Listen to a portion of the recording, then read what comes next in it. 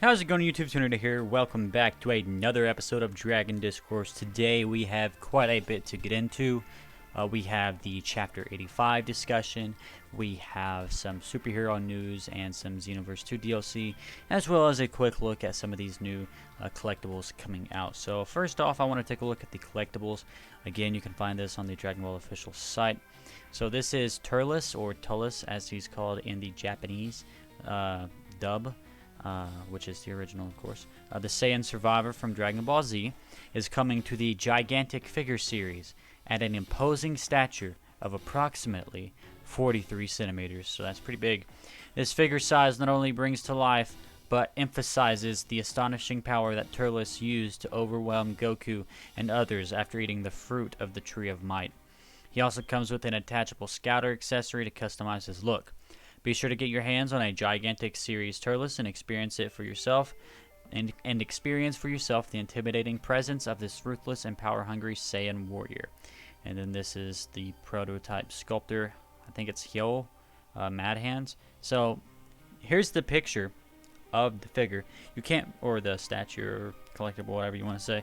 You can't see the full size thing, but I have seen some images out there, and boy, he is very well made. So if it's in your budget, if you can afford it, definitely look into this, because boy, oh boy, does it look good. And then the last figure I want to look at is this beautiful. This is my favorite type of figure. Like the Turles figure had like more like black shading and a lot of shadows and stuff, but this is my type of collectible statue, whatever you want to call them. So this is Gotenks, base Gotenks, and Super Saiyan Gotenks from the Buu Saga, of course. It says here, Gotenks is coming to the Solid Edge Works, the I can never say this, the Shutsujin series.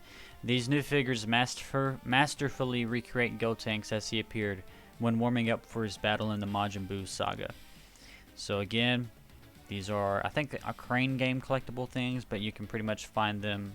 I mean, if you're not in Japan, you're outside Japan, these things are, of course, going to end up being resold online, so it's not like you're out of luck, but they look really good. Really, really freaking good. And let's move on to some Xenoverse DLC topics. So this was really interesting to see. So it's additional info on Dragon Ball Xenoverse 2 Kanton City Pole DLC Awakened Warrior Pack. So that's a mouthful, but pretty much the this DLC with all the characters and you know, it's pretty much the player vote DLC pack. So let's go ahead and look at what we got. So it says Extra Missions DLC. So this is the Extra Mission DLC. Deborah has broken free from his petrification and the crack of time itself. He's got a new plan to bring about the revival of the Demon Realm, and it involves none other than the terrifying Majin Buu. That means the history of the Majin Buu arc as we know it may be turned on its head in this latest mission. For starters, Deborah has done something that seems to be having a strange effect on Majin Buu. Obviously, we got Evil Buu here, and they're using Deborah a lot, which is cool. I think it could be even cooler if they used an updated Deborah look from, like, Heroes, for example. Like, I haven't looked into Heroes too much. I'll admit, I'm not the biggest Heroes fan. I don't know the lore of Heroes deeply, but I know that look that Deborah has in Dragon Ball Heroes with all the black and the giant horns and everything. So I feel like if they're pushing Deborah to be more of a villain, because to me, I've never played Dragon Ball Heroes.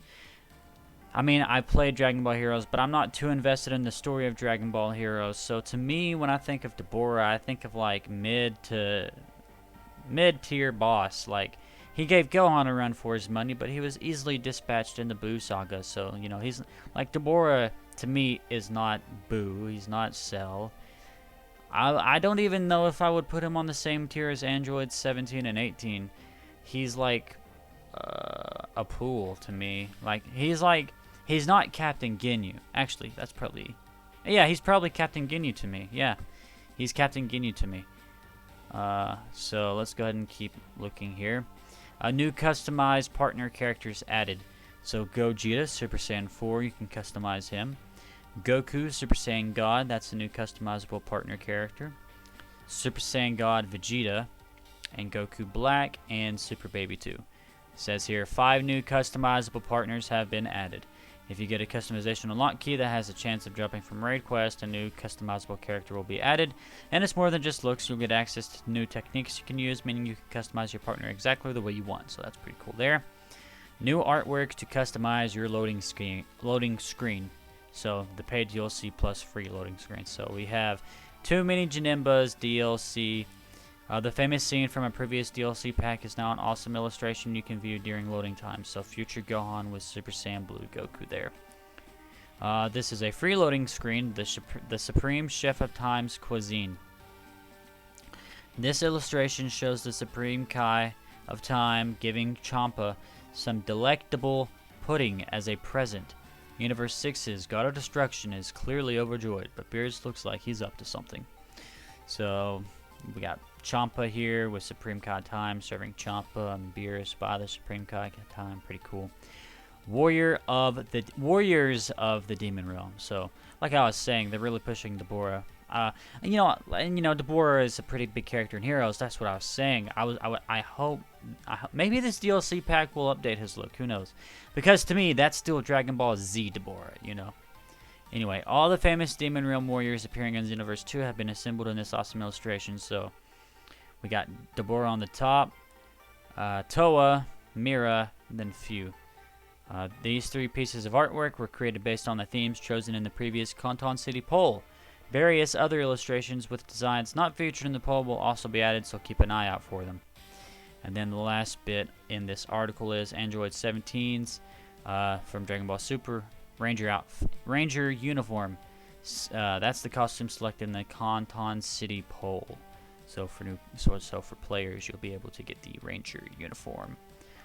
They also talked about this on their Twitter, along with some Legend Patrol DLC. So let's look at their Twitter post recapping the Canton City vote reveals.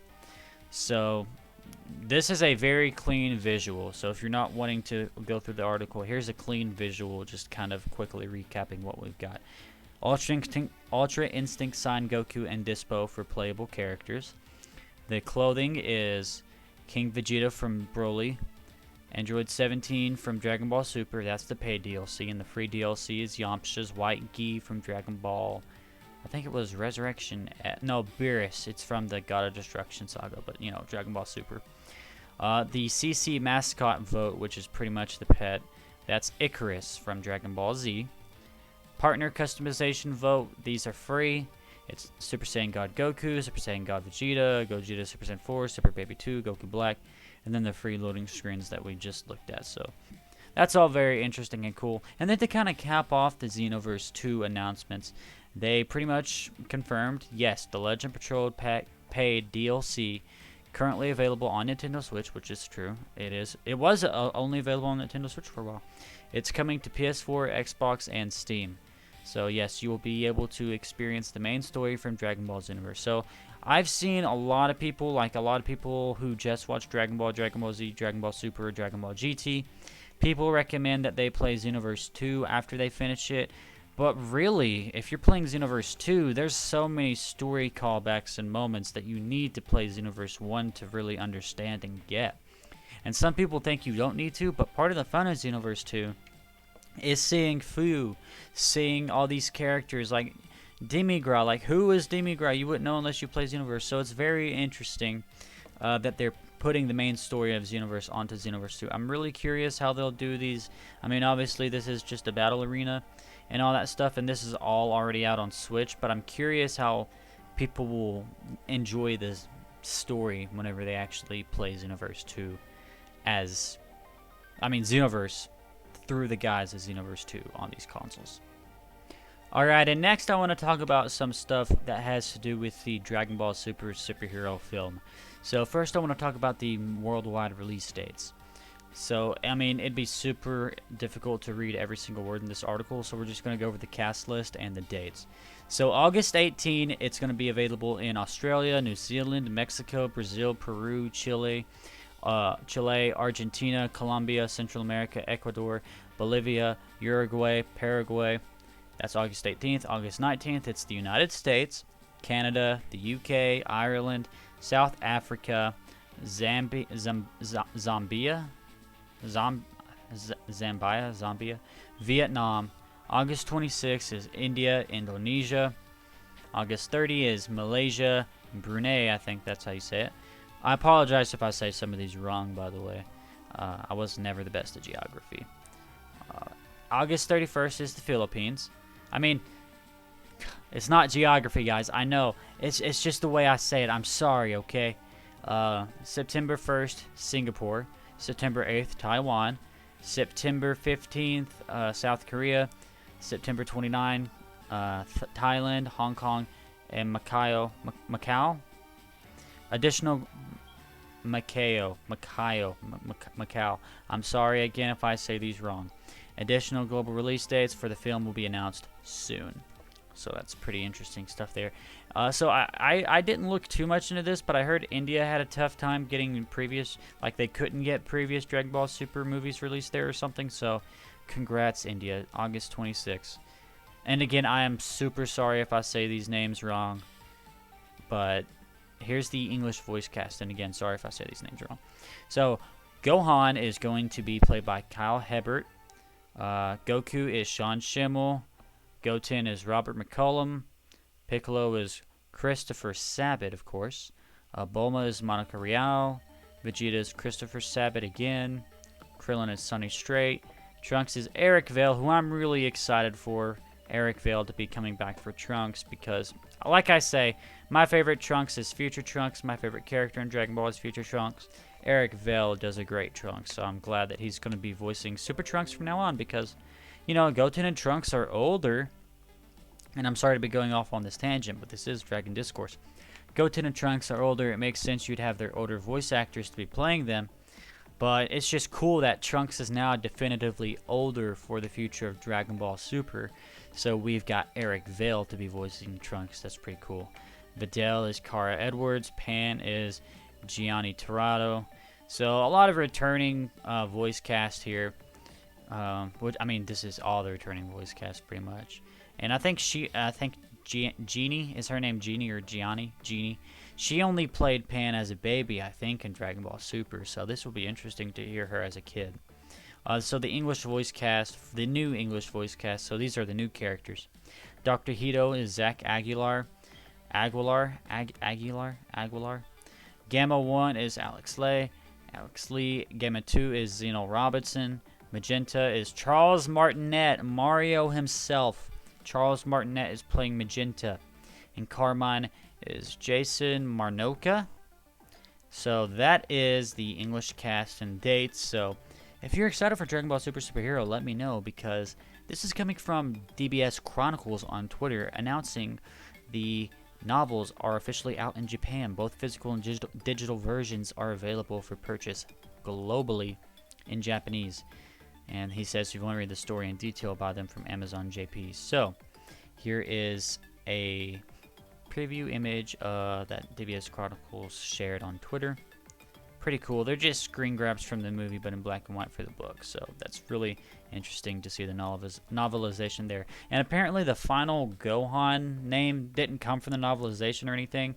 But there is stuff in the novelization about Piccolo's new orange form somehow being related to the trees of Namek and the Dragon Balls and stuff like that, which makes sense because the Namekians are the ones.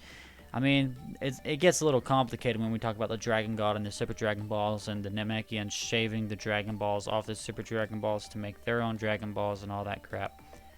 But at the end of the day, the Dragon Balls, as we know them, are Namekian creation.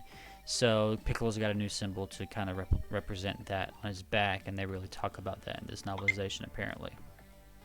And then finally, of course, we have the Dragon Ball Super manga chapter 85 spoilers that came out a while back. Of course, the chapter itself is out now, but I figured I'd go over the spoilers beat by beat to pretty much go plot point by plot point. These are, of course, the raw info is from DBS Hype, and then the translations are done by DBS Chronicles. So I figured I'd go through these point by point, recapping the chapter, giving my own opinion, and then also look at some of the pages right here. Not all of it, because obviously we can't do that, but just a few of them.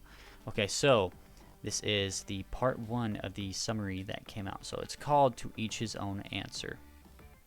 Alright, and we have here The chapter begins with Goku watching Vegeta and Gas's fight. Vegeta tells Gas that damage is like fuel for him. The more damage he takes, the stronger he becomes, which is his Ultra Ego power. Gas attacks him with a series of kicks and punches, followed by a kick in the stomach. Gas tells Vegeta that he'd have to kill him in one shot if that's the case. Suddenly, in super speed, Vegeta hits Gas with a gut punch. Gas then uses instant teleportation on Vegeta from a distance.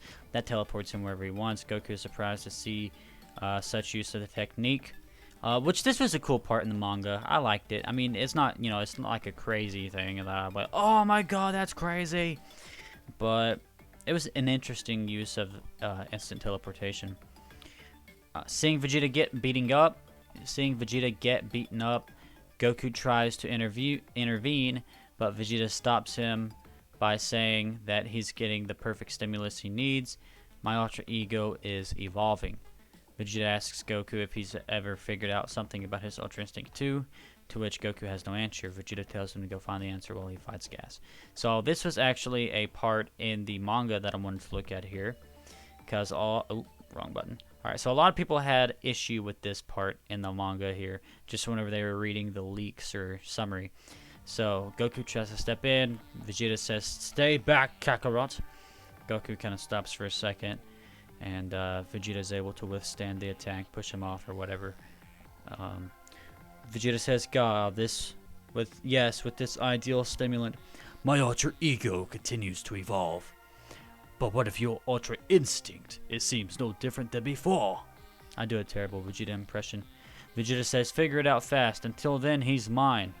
And then Vegeta headbutts him with a pretty powerful attack. So that's all it was in the manga, but I guess the summary makes it read a little differently. And a lot of people had issue with it, but I really didn't. Whenever you actually read the manga, it actually flows pretty well. Goku leaves the battlefield and goes to a cliff to think about what he can do for his Ultra Instinct. He powers down to base and starts concentrating. On the other hand, we see Gas tired after hitting Vegeta numerous times. Vegeta says he wants more. Maki notes that Vegeta now looks like a zombie in his beaten up state. Gas delivers a series of punches followed by an uppercut. He's extremely tired and thinks Vegeta cannot get up now. But to his surprise, Vegeta gets up slowly by saying, "I have no limits." Do you hear that? Scared, Gas puts his hands forward to defend himself, but before Vegeta can land a hit, he falls down and drops down to his base form. Gas, with a nervous laugh, tells Vegeta that he's destroyed himself. Gas then pulls out a sword made from his ki to kill Vegeta, and as he goes to strike Vegeta, his shield saves him, and Gas's blade shatters. Okay, so this is something really cool that I wanted to talk about, or at least I thought it was cool. So Goku shows up, shielding Vegeta, and Gas is all like, "Despite your impending death, you remain carefree." Goku's, "I guess so. That's just how I am." And then this is a part so before the chapter came out, these pages were leaked, and people were thinking this was some sort of new Ultra Instinct form, and there were a lot of people mad and judging the chapter before it even came out, which a lot of people do that. But no, this is just Ultra Instinct Sign. And for people that are still confused, they were like, "Why is he using Ultra Instinct Sign or Omen or whatever?" Do you call it? Some people call it Ultra Instinct Omen. I call it Sign. I've always heard it Sign. I've heard Omen too, but some people took issue with this, saying, "Why isn't he just powered up an Ultra Instinct?" There's still some people confused by this. So Gas says, "I thought silver hair indicated maximum strength. Why not use that?" Goku very clearly says, "For that Ultra Instinct to work, I need my heart to be calm and tranquil. But in this form, I can put my emotions to work for me. And believe me, my heart's not calm now." Then we have the cool little flashback to Bardock that Gas has. So Gas's PTSD from not being able to lose gracefully against Bardock is really kicking in here. So people that are confused, there you go. Alright, let's get back to this. Part 2. Let's see, right here. The shockwaves from the hit. Hang on, back up a little bit here. Right here. Gas asks, we just went over this, "Isn't Silver the strongest?" Blah, blah, blah. So this triggers Gas's PTSD, and he sees Bardock and Goku. Gas says, "Stop it! Don't look at me with that smile on your face." And he attacks Goku, but Goku punches him in return, making both of their punches hit at the same time on each other's face. But Goku's punch, which dominates... Oh my god. Goku's punch dominates, which breaks Gas's left horn. Okay. The shockwaves from the hit damages Heater's ship. Heaters now watch the fight while being in midair. As Gas cries out of pain for his left horn, Goku hits him with an instant Kamehameha. It hits Gas head on. Gas, in fear, wonders what that powerful attack was. Goku notes that he's currently at a higher level than Gas. He further goes on to say, "I don't have much time left, so let's end this quick," as he starts getting tired. Now, this part I was a little confused about, I'm not going to lie. I think what it's really saying is he's in Ultra Instinct Sign. He's able to, like he was saying, he's able to utilize the form better because he doesn't have to be calm, so he's using more of his combat techniques and all that crap. It's more raw Goku mixed with Ultra Instinct's power from Ultra Instinct Sign and stuff like that. And then, of course, Gas is also off balance from his PTSD and getting angered and all that. So, Goku and Gas exchange a few blows, with Goku dominating every time. Goku then shoots a mouth blast on Gas, which breaks his right horn too. Some people were mad about this, saying it's only like a grade ape attack or a Broly attack using the grade ape form. I really don't care. I mean, Goku is the type of guy to use a Kamehameha 5 minutes after Master Roshi teaches it to him. So I'm not surprised that Goku's going to use a mouth blast. It's just, you know, it's no big deal. Vegeta wakes up and sees Goku versus Gas and comments, "Haha, that fighting style. Isn't that Ultra Instinct? I'm amazed." So just a quip from Vegeta there. Gas is frustrated to see Goku overpower him when he had to sacrifice his pride to become the greatest in the universe. And then the last leaked page here, or summary. Gas creates a number of weapons from his ki using his weapon creation technique and throws them all at Goku. Goku dodges each of them with ease. Goku catches a huge ball, the chain of a huge ball that Gas made, and throws it at Gas. Gas catches the ball, and while he's holding it, Goku kicks him on his chest and sends him flying to a far-off distance. Maki and Oil are scared that Gas is going to lose this one, but then they notice that their older brother Elec is missing. And on the next page, we see Elec near Gas, and as he talks to him in the rubble, Elec grabs Gas by his neck and asks why he became the greatest of all in the universe. Gas replies, saying that the purpose was to make the Heaters the greatest organization in the universe. And actually, this is, I mean, this is a great summary, but I think this is another thing that didn't happen in the chapter. And I don't know if this is just a Viz translation or what. Let me look at this. So, that's what the summary said, but the actual chapter says, where is it at? Right here. Let's go ahead and blow it up here. Boom. Okay, so it wasn't to make the Heaters the ultimate power in the universe. This is according to the Viz translation, guys. So, Elec says, what is needed to achieve... Oh, actually, my bad. He did. Okay, so it was to elevate the Heaters to the universe's greatest organization. So that was accurate. But something that was left out was the part about Gas saying you must kill the Saiyans. So Elec says... So it says, Gas replies by saying that the purpose was to make Heaters the greatest organization in the universe. And then it says, Elec reminds him that to achieve that status, he'd need to kill Frieza. Alright, I am sorry for that, guys. I had a phone call. Anyways. So yeah. The Saiyans is just the beginning. So it kind of doesn't mention that Gas is more concerned, or Gas thinks the concern should be with the Saiyans. But it's not a huge thing, but just something I needed to point out because some people were confused about that. So Maki says, you must kill Frieza. Stomping out the Saiyans was only a stepping stone along the way. And then the other siblings, Maki and Oil, are like, what the heck? You're being a little too rough there, bud. So Goku arrives on the scene. He interrupts Elec by saying, don't push him too hard. If he wants to fight with us, he can do that another day whenever he's ready. And Elec replies, shut up, Saiyan. There's no time. There's no next time for Gas. As Goku wonders what Elec's words mean, he sees a huge outburst of power behind Elec. Gas has now transformed into a new state. Goku, Maki, and Oil are surprised to see that old wrinkly face of Gas. The chapter ends with Alex saying, "That's it. That's exactly what I was talking about." And the ending note is, using up all of his life, Gas answers to Alex's words, unleashing all of his power. This appearance is... So, let's go ahead and look at this last page here.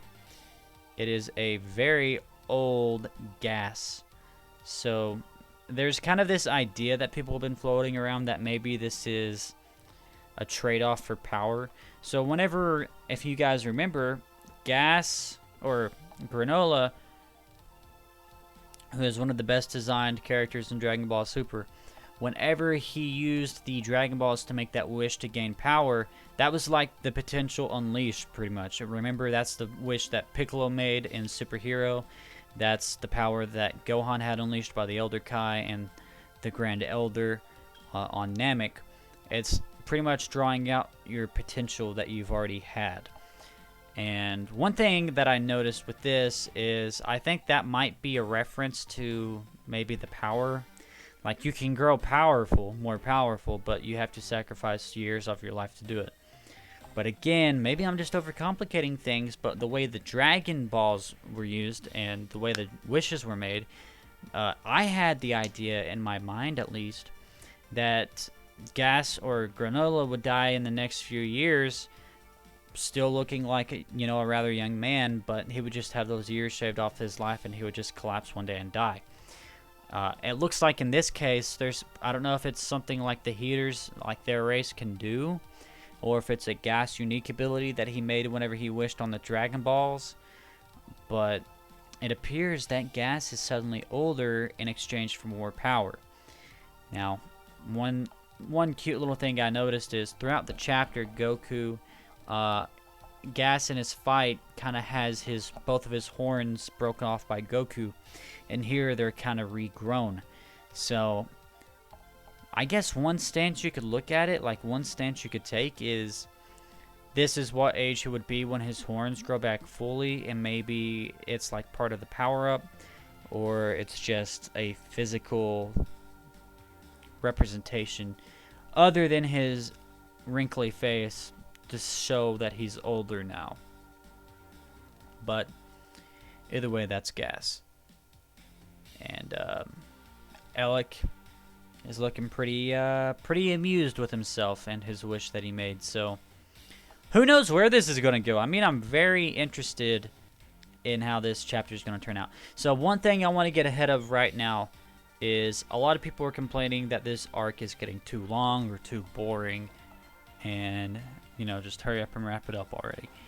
I'm looking at this fight the same way I'm looking at a lot of main fights at the end of Dragon Ball. I mean, didn't a lot of people complain about the fight with Frieza being the longest fight in Dragon Ball?